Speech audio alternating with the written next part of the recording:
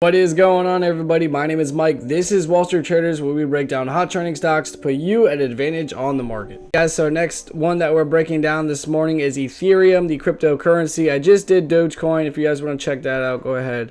But yes, we're starting from a higher time frame, that being the daily time frame. This will allow us to see the overall direction and picture that our stock is in. Let's say if we started from a 30-minute, well, we won't be able to see the overall direction because we don't have the full picture. So this is why we start from the daily or a higher time frame.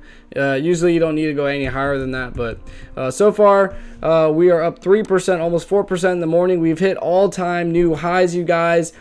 Keep that in mind. The only thing that I got to say as of right now, if you were to get in right now, it would be pure FOMO, because look how extended we are. Yes, we are in an uptrend. Yes, we are above the trend line.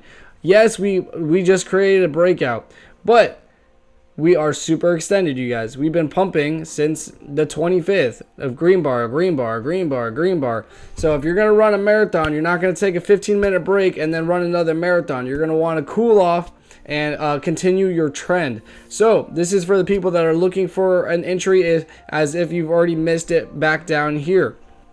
So the best place that I could say as of right now, if we do pull back, which we're bound to eventually, is right around in this area, and this area can be tested. We see this candlestick had trouble breaking past this area. This candlestick wick broke through this level. We can't really consider it because it's kind of way above it, but this one we can consider since it pushed it back down. And then we had these these three candlesticks having trouble breaking past this level over here. So on this side it works as resistance, and this side it'll work as a floor. Excuse me. Let me change this color so you guys can see it better. So the better entry, you guys, would be a 50% retracement back onto this new support level at the $2,500 area, and of course you would want to have your stop loss below that, maybe at the 2,400, so that way if it does drop below that level, you'll be able to protect your assets and wait for a better entry. I don't think that will break below that. I think we'll continue this uptrend for a minute, but like I said, before we continue this uptrend, we're more than likely going to pull back and cool off and then continue this trend higher.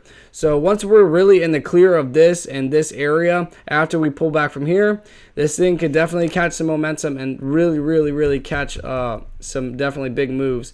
So like I was saying, as of right now, even you with two eyeballs can see how overextended we are. We need to at least consolidate. That's another thing that we can do. This can just kind of chop around in this $2,700 or $2,600 area. And if we see that, more than likely it's trying to create a breakout.